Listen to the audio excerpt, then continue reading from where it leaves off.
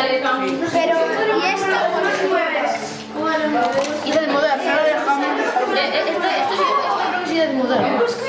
Sí, porque Aquí medias, pero para que no me hagas aquí. No me hagas fuerza, ahí. No cabe. Están ahí.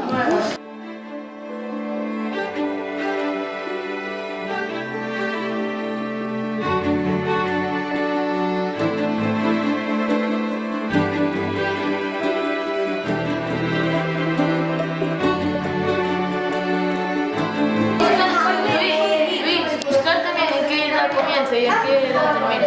Y lo ponemos acá. Otra más. No sé por qué.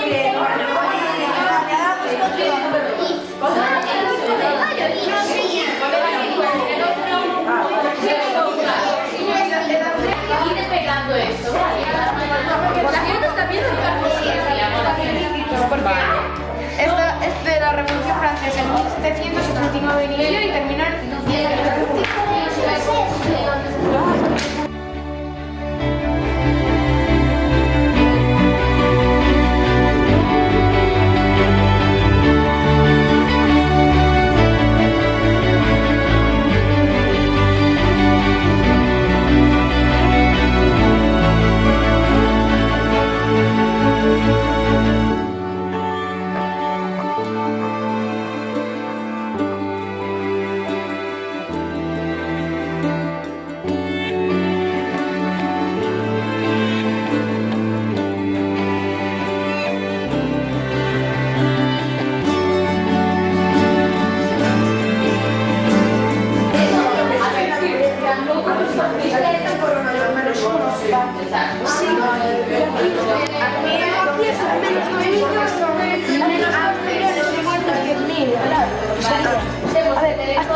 Hasta aquí una.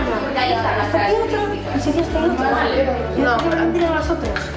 Mira, después de Cristo, el 10.000 antes de... Aquí sería esto. No, antes sería el 500.000 antes de Cristo. Aquí es donde empieza, sí. Aquí es donde acaba. Y después de aquí hay otra que empieza. Aquí empieza el neolítico, iría hasta aquí. Y después de aquí llega la última era hasta aquí. Hasta la idea.